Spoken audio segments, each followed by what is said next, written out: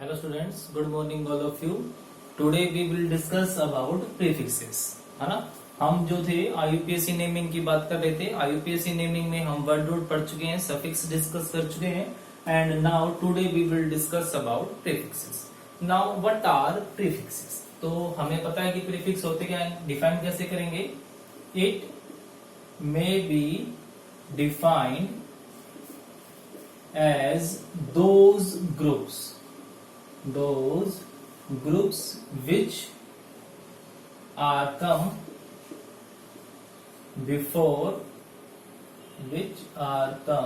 before word root। ऐसे group जो word root से पहले आते हैं उनको हम क्या बोलते हैं बेटा, प्रीफिक्सेस। ठीक है, तो प्रीफिक्सेस आर इंक्लूड या are maybe alkyl, halogens etcetera. तो हमारी जो 10th लेवल की बात करें तो उनमें प्रीफिक्सेस में सिर्फ कौन आते हैं बेटा, एल्काइल और हैलोजेंस आते हैं। बट जब 11th और 12th में डिस्कस करेंगे तब इनका जो स्कोप होगा वो बहुत ज्यादा बढ़ जाएगा। तब हम देखेंगे वहां पे कि जो फंक्शनल ग्रुप्स हैं वो भी प्रीफिक्सेस की तरह काम कर जाते हैं। ठीक है, बट वो हम बाद में करते हैं। अभी सिर्फ किसके डिस्कस करेंगे, एल्काइल और हैलोजेंस के लिए। तो अब बात आती है कि भाई एल्काइल ग्रुप क्या होते हैं, है ना। हमने नाम नहीं सुना एल्काइल ग्रुप्स का। तो एल्काइल ग्रुप्स होते क्या है, तो कुछ भी नहीं होते बेटा। एल्काइल ग्रुप एक्चुअल में होता क्या है कि दीज आर फॉर्म्ड बाय, जो एल्काइल ग्रुप्स हैं these are formed by removal of hydrogen atom from alkane। मतलब कि अगर हम एल्केन में से हाइड्रोजन को रिमूव कर देते हैं तब क्या बन जाएगा बेटा, एल्काइल ग्रुप। जैसे हमारे पास एल्केन का फॉर्मूला क्या होता था, CnH2n+2। अब उसमें से मैं क्या कर दूं, एक हाइड्रोजन को मैं माइनस कर देता हूं, तो क्या बन जाएगा बेटा, ये CnH2n+1। ठीक है, जहां पर हमारे पास हाइड्रोजन के 2n+2 थे, हमने क्या कर दिया, उसमें से एक हाइड्रोजन का एटम माइनस कर दिया और क्या बच गया, ये बच गया। तो this is called alkyl group. ये हमारे पास क्या बन गया, एल्काइल फॉर्मेशन हो गई। और ये जो CnH2n+2 है ये क्या बन गया बेटा, एल्केन बन गया। ठीक है, अगर मैं इसका एग्जांपल करना चाहूं तो क्या बनेगा इसका example, CH4 minus hydrogen and it will make CH3। भाई एक वैलेंसी तो रहेगी है ना, कार्बन 4 बॉन्ड बनाता है। अब हमने इसमें से एक हाइड्रोजन हटा दिया तो कार्बन की वैलेंसी तो 4 ही है, बट 3 हाइड्रोजन जुड़ने से एक साइड वैकेंट हो गई है। ठीक है, और भी बहुत सारे ले सकते हो, C2H6, उसमें से एक हाइड्रोजन निकल गया और क्या बन जाएगा, ये C2H5। अब इसका जो नाम होगा बेटा, क्या करोगे तुम, वर्ड रूट के पीछे YL लगा दोगे। जैसे कि CH3 है, एक कार्बन के लिए वर्ड रूट क्या था, मिथ, है ना। तो जैसे एक हाइड्रोजन कम हुआ तो इसका नाम क्या बन गया, मिथाइल। समझ में आया, ये हमने वर्ड रूट के बाद YL लगा दिया ताकि पहचान हो जाए कि भाई ये तो प्रीफिक्स है। ठीक है, जैसे ये है हमारे पास C2H5 हो गया, तो C2H5 दो कार्बन के लिए वर्ड रूट क्या होता है, इथ होता है। बट जब हमने एक हाइड्रोजन कम कर दिया तो ये क्या बन जाएगा, इथाइल। ये बन गया इथाइल। ठीक है, तो ये सारी चीजें यहां पर तुमने ध्यान रखनी है। अब तुम कैसे पहचानोगे कि भाई प्रीफिक्स कौन सा होता है, तो प्रीफिक्स जो एल्काइल ग्रुप की फॉर्म में होंगे बेटा, ये सब वो हाइड्रोकार्बन होंगे जो कि मेन ब्रांच चेन से अलग होंगे। ठीक है, जो मेन चेन होगी ना उसके साथ जुड़े हुए होंगे। तो these are present as branch in organic compound. ठीक है, ऑर्गेनिक कंपाउंड में ब्रांच की तरह ये प्रेजेंट होंगे। जैसे कि मेरे पास ये है CH3 CH2 CH3, ठीक है, CH2 CH3। अब मेरे पास ये हो गई, तो सबसे जो बड़ी चेन होती है, सबसे बड़ी चेन तो ये हो गई, तो ये तो क्या होगी हमारी मेन चेन। और ये जो साइड चेन बच गई ये क्या कहलाएगी बेटा, एल्काइल। तो ए कार्बन का है ना, ए कार्बन के लिए क्या होता है, मिथ, और पीछे क्या लगा दूंगा मैं, मिथाइल, तो इसका नाम क्या हो गया, मिथाइल। तो ये होते हैं हमारे प्रीफिक्स जो कि वर्ड रूट से पहले आते हैं। ध्यान में रह जाएगा कि प्रीफिक्स कौन से होंगे, which comes before word root, जो वर्ड रूट से पहले आएंगे हम उन्हें क्या बोल देंगे, हम उन्हें प्रीफिक्स बोल देंगे। ठीक है, तो अब सेकंड आता है हमारे पास हैलोजन। हमने दो को कंसीडर किया था ना, हमारे सिलेबस में सिर्फ 10th लेवल पे दो ही होंगे। तो दूसरा कौन आ गया हमारे पास, हैलोजन। हैलोजन है तो फंक्शनल ग्रुप, बट ये भी वर्ड रूट से पहले आता है। ठीक है, तो क्या आता है कि halogens are also behave as prefixes, so come before, इसलिए आता है किससे पहले, वर्ड रूट।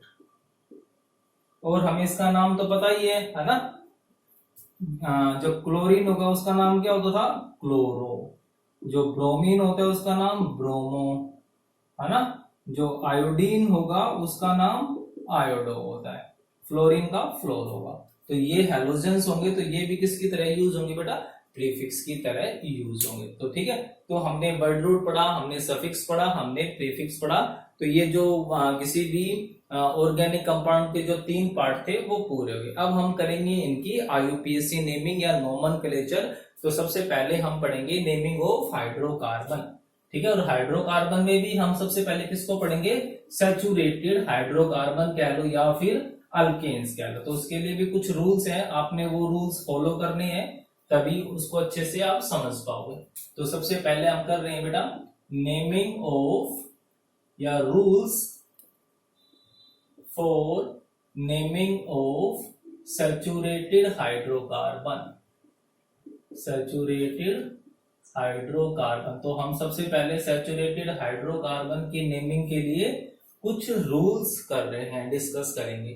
ठीक है, तो जो हमारे पास जो फर्स्ट रूल है इसका, तो फर्स्ट रूल जब भी आप किसी भी हाइड्रोकार्बन या वैसे कंपाउंड की नेमिंग करोगे तो पहला रूल यही कहता है कि सबसे पहले आप लॉन्गेस्ट कार्बन चेन को सेलेक्ट करो।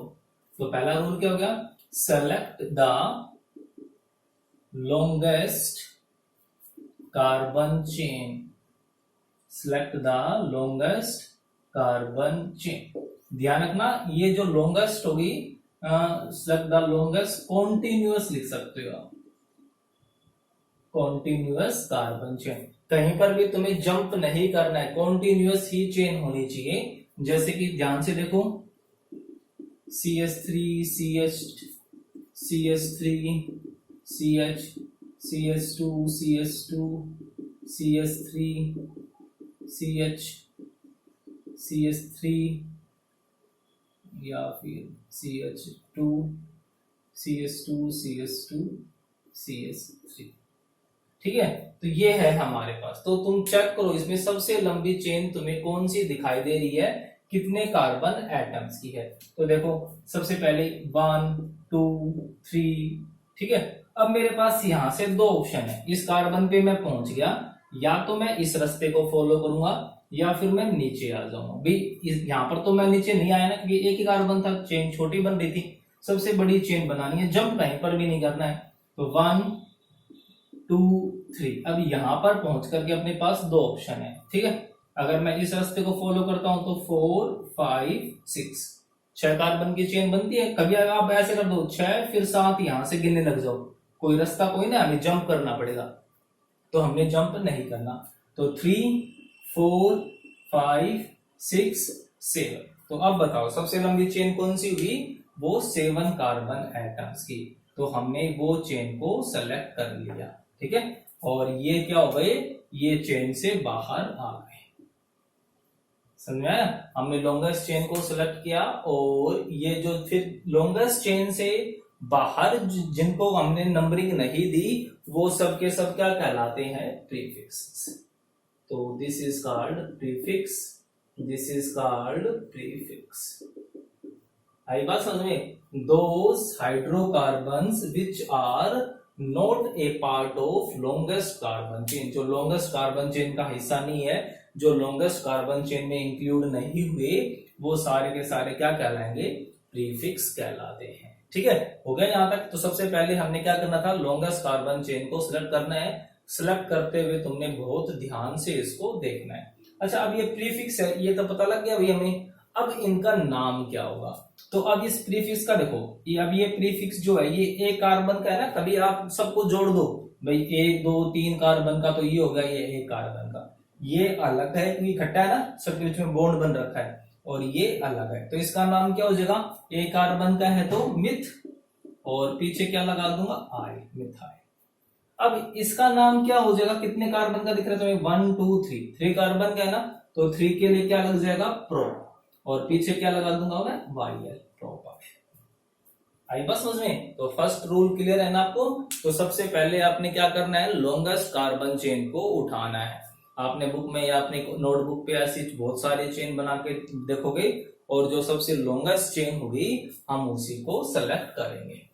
अब सेकंड रूल आता है कि जब आप लॉन्गेस्ट चेन को जो कॉन्टिन्यूअस है उसको सेलेक्ट करोगे, फिर उसके बाद सेकंड रूल क्या कहता है, select the longest carbon chain होगी ना, उसके बाद गिव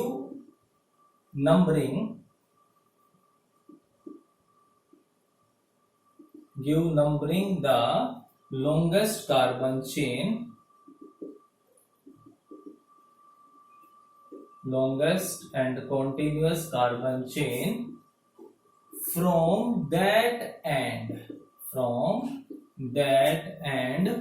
from which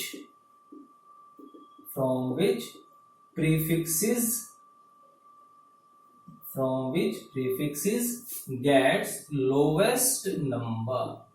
क्या कहता है भाई, अब कोई भी चेन होगी, जो चेन के दो किनारे तो होंगे ना, कोई रस्सी है, रस्सी के दो एंड होंगे, तो कहता है कि अब हमने उस चेन में जितने भी कार्बन एटम है ना, सबको नंबर देने हैं, बट नंबर हमने कुछ इस तरीके से देने हैं कि जो प्रीफिक्स है उनको कम से कम नंबर मिले। ठीक है, कैसे, जैसे मैं एग्जांपल लिख रहा हूं, आप बताना कि भाई कहां से हम नंबरिंग स्टार्ट करें।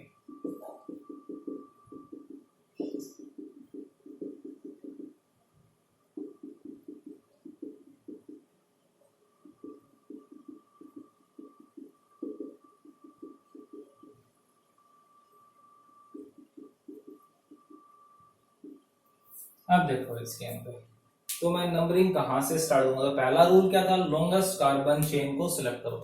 तो साफ दिख रही है 1 2 3 4, 4 कार्बन की ही चेन होगी, ये 4 कार्बन की लॉन्गेस्ट कार्बन चेन होगी। अब मैं नंबरिंग कहां से दूं, सोचे देखो, अगर भी ये जो बेटा मिथाइल ग्रुप है ना, ये जो प्रीफिक्स है इसको कम से कम नंबर मिलने चाहिए, मतलब कि ये जिस कार्बन से जुड़ा है उसको कम से कम नंबर मिलने चाहिए।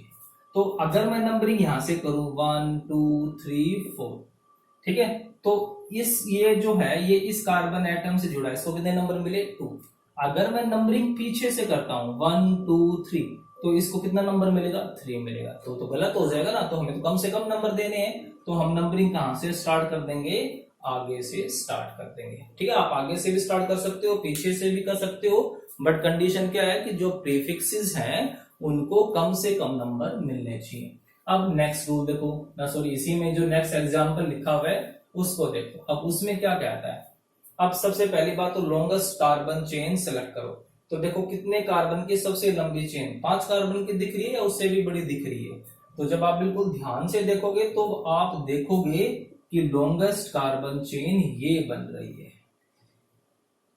ना। और कितने कार्बन की, अगर मैं सीधी लेता 1 2 3 4 5, अगर मैं ये ले रहा हूं तो 1 2 3 4 5 6, तो कितने कार्बन की बन गई, 6 कार्बन की। अब मुझे नंबर देने हैं, या तो मैं नंबर इस कोने से दूंगा या नंबर मैं इस कोने से दूंगा, यही हो गया ना 2 एंड पॉइंट। तो बट हमें क्या देखना है कि ये जो चेन से बाहर हो गया कौन है, प्रीफिक्स, इसको कम से कम नंबर मिलने चाहिए। तो अगर मैं यहां से स्टार्ट करूं तो 1 2 3 4 5 6, तो इसको कितने नंबर मिले भाई, ये तीसरे कार्बन पे जुड़ा हुआ है। अगर मैं पीछे से नंबर देता तो 1 2 3 4, तब इसका एड्रेस क्या आ जाता, 4 आ जाता। तो हमें तो कौन सा नंबर लेना है, हमने 3rd नंबर लेना है। तो हम नंबरिंग कहां से देंगे बेटा, हम नंबरिंग आगे से दे देंगे, यहीं से। आई बात समझ में? तो ये दो रूल्स बहुत अच्छे से करने हैं, इनके ऊपर वर्क भी करना है तुमने, ताकि इसको अच्छे से समझ पाओ। ओके, और कोई भी दिक्कत हो या कोई भी प्रॉब्लम हो, डाउट हो, किसी भी टाइप का कोई एनटीएससी का क्वेश्चन हो, तो आप वो मुझसे पूछ सकते हो। Okay, thank you.